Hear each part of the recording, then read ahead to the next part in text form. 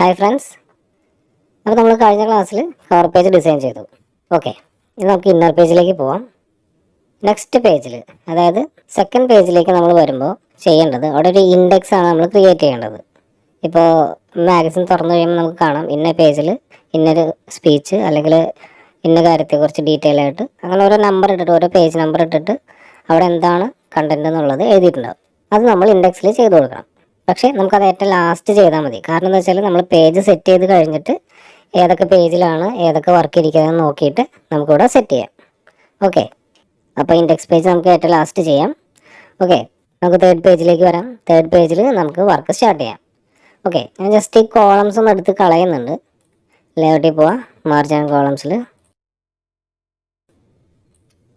അപ്പോൾ work start ചെയ്യാനായിട്ട് just ഒന്ന് ഒരു റെക്റ്റാങ്കിൾ ഷേപ്പ് ഡ്രോ ചെയ്തു. ഇനി ഞാൻ നേരെ അതിനകത്തേക്ക് ഒരു ഇമേജ് പ്ലേസ് ചെയ്യാണ്. കൺട്രോൾ ഡി പ്രസ് ചെയ്യുന്നു. ഒരു ഫോൾഡർ എല്ലാം തിരിച്ചു വെച്ചിട്ടുണ്ട്. ഇമേജിനെ ഒരു ഫോൾഡറാക്കി, എക്സ്പോർട്ട് ചെയ്യുന്ന ഫയലുകൾ ഒന്നാക്കി, അതിനകത്ത് വേണ്ട കണ്ടൻറ്റുകൾ ഒരു ഫോൾഡറാക്കി തിരിച്ചു. ഓക്കെ, ഓപ്പൺ ചെയ്തിട്ട് ജസ്റ്റ് ഒരു ഇമേജ് എടുത്തു. ഓക്കെ, ഞാൻ ഡയറക്റ്റ് ഓപ്പൺ കൊടുത്തു. ഫ്രെയിമിൻ്റെ അകത്തേക്ക് ഇമേജ് സെറ്റായി.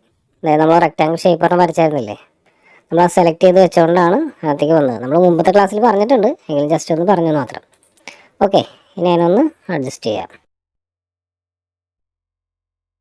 നമുക്ക് എങ്ങനെയാണോ വർക്ക് വേണ്ടത് അതിനനുസരിച്ചിട്ട് അറേഞ്ച് ചെയ്യണം. ഇനി നമുക്ക് കുറച്ച് ടെക്സ്റ്റ് ആഡ് ചെയ്യാം.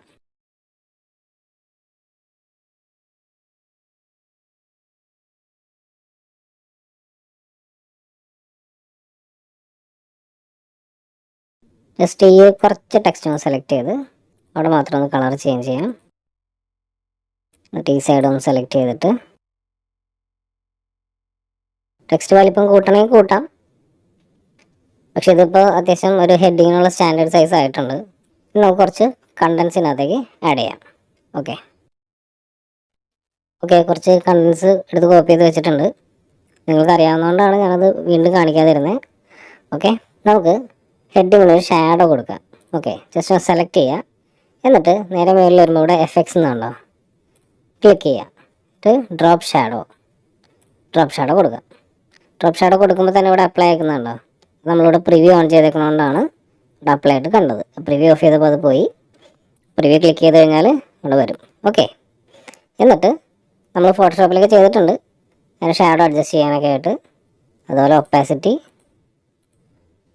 Size, okay, distance. ഓക്കെ, നമുക്കൊരു ലൈറ്റ് ആയിട്ടുള്ള ഷാഡോ മതി. ഓക്കെ ആണെങ്കിൽ ഓക്കെ പ്രസ് ചെയ്തേക്കാം. അപ്പോൾ നമ്മുടെ തേർഡ് പേജിൽ വർക്ക് കഴിഞ്ഞു. ഓക്കെ, ഇനി ഇതിൻ്റെ കണ്ടിന്യൂവേഷൻ ഉണ്ടെന്നുണ്ടെങ്കിൽ അത് നമ്മൾ അടുത്ത പേജിലേക്ക് ആഡ് ചെയ്യണം. ഓക്കെ, നമുക്കൊരു ഇമേജ് ആഡ് ചെയ്യാം. ഓക്കെ, ഇതിലേക്ക് നമുക്ക് കുറച്ച് കണ്ടൻസ് ആഡ് ചെയ്യാം. ഇത് നമ്മൾ കുറച്ച് ടെക്സ്റ്റ് ആഡ് ചെയ്തിട്ടുണ്ട്. ഇനി ഇതിൽ ഞാൻ ജസ്റ്റ് ആ ഒരു കോളംസ് ഒന്ന് എടുത്ത് കളയാണ്. ഇനി നമുക്കിതിനൊന്ന് ചെറുതായിട്ടൊരു മോഡിഫിക്കേഷനൊക്കെ വരുത്താം. ഇനി ജസ്റ്റ് ഒരു ഫുൾ സ്റ്റോപ്പ് കൊടുത്തു. ഞാൻ ഫുൾ സ്റ്റോപ്പിനെ ജസ്റ്റ് ഒന്ന് വലുതാക്കി നിർത്താം. സൈസ് ഒന്ന് വലുതാക്കാം.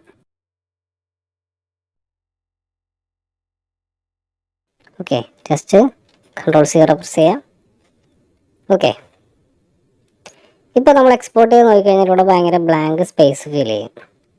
ഈ ഒരു പേജിൽ നോക്കിയാലും നമുക്കിവിടെ ബ്ലാങ്ക് സ്പേസ് ഫീൽ ചെയ്യും. കാരണം വെച്ചാൽ അവിടെ അധികം ടെക്സ്റ്റ് ഇല്ല, പക്ഷെ നമ്മുടെ മാർജിൻ ഇവിടം വരെയുണ്ട്. അപ്പോൾ ഇത്രയും സ്പേസ് വെറുതെ കിടക്കുന്ന പോലെ നമുക്ക് ഫീൽ ചെയ്യും. അപ്പോൾ അതൊന്ന് ഫില്ല് ചെയ്ത് കൊടുക്കാനായിട്ട് ജസ്റ്റ് ഒരു ഏരിയ വരയ്ക്കുക, ഒരു കളർ ഫില്ല് ചെയ്ത് കൊടുക്കുക. കളർ ഫില്ല് ചെയ്യുമ്പോൾ ശ്രദ്ധിക്കണം, നമ്മൾ ഇമേജായിട്ട് മാച്ച് ആവുന്ന രീതിയിലുള്ള കളർ കൊടുക്കണം. സെലക്ട് ചെയ്തിട്ട് ഐ ഡ്രോപ്പ് ടൂൾ എടുത്തിട്ട് ഏതാണോ കളർ നമുക്ക് ഇങ്ങോട്ടേക്ക് ഫില്ല് ചെയ്യേണ്ടത് ആ ഒരു കളറിലേക്ക് ജസ്റ്റ് ഒന്ന് പിക്ക് ചെയ്യാം. ഓക്കെ, ഇതേ സൈസിൽ തന്നെ നമുക്ക് ഇതിൻ്റെ കോപ്പി എടുക്കാം. Ctrl+C പ്രസ് ചെയ്യുക, ഇവിടെ ഒന്ന് Ctrl+V പ്രസ് ചെയ്യുക. ഓക്കെ, അത് തന്നെ നമുക്കിവിടെ കറക്റ്റായിട്ട് വെച്ച് കൊടുക്കാം. എന്നിട്ട് അടുത്ത പേജിലേക്കും കൂടി അങ്ങനെ വേണമെന്നുണ്ടെങ്കിൽ നമുക്ക് അങ്ങോട്ടേക്ക് നീട്ടി വയ്ക്കാം. അതല്ല ഈ ഒരു പേജിൽ മതി എന്നുണ്ടെങ്കിൽ ആ ഒരു പേജിൽ മതി. ഓക്കെ, ഇനി ഇതുപോലെ നമ്മൾ ഓരോ പേജിലേക്കും കണ്ടൻറ്റ് ആഡ് ചെയ്യണം. ഇമേജ് വേണ്ടതാണെങ്കിൽ നമ്മൾ ഇമേജ് ഇടണം. ഇമേജ് വേണ്ട, ജസ്റ്റ് കണ്ടൻറ്റ് മാത്രം മതി എന്നുണ്ടെങ്കിൽ ഓരോ കണ്ടൻറ്റ് ഇതുപോലെ പേസ്റ്റ് ചെയ്ത് പോയാൽ മതി. ഓക്കെ. അപ്പോൾ അതുപോലെ ഹെഡിങ് വരണമെങ്കിൽ ഹെഡിങ് കറക്റ്റ് ചെയ്യണം. അപ്പോൾ ഹെഡിങ്ങിൻ്റെ സൈസ് നോക്കിയിട്ട് ഹെഡിങ്ങിൻ്റെ സൈസ് എത്രയാണെന്ന് വെച്ചാൽ അത് കൊടുക്കുക. അതുപോലെ ടെക്സ്റ്റ് ഒരു എന്താ പറയുക 12 മാക്സിമം സൈസ് വരുന്നത്. 12 മേളിലേക്ക് പോയി കഴിഞ്ഞാൽ ഓവർ സൈസ് ആയി പോകും. അപ്പോൾ അത് ഒഴിവാക്കാനായിട്ട് മാക്സിമം ഒരു 12 വരെ നമ്മൾ കണ്ടൻറ്റിൻ്റെ സൈസ്. അതുപോലെ ഹെഡിങ്ങിൻ്റെ സൈസ് എന്ന് പറയുമ്പോൾ ഒരു 16 അതൊക്കെ മതിയാവും, നോർമൽ ഒരു ചെറിയ ഹെഡിങ് ഒക്കെ ആണെങ്കിൽ.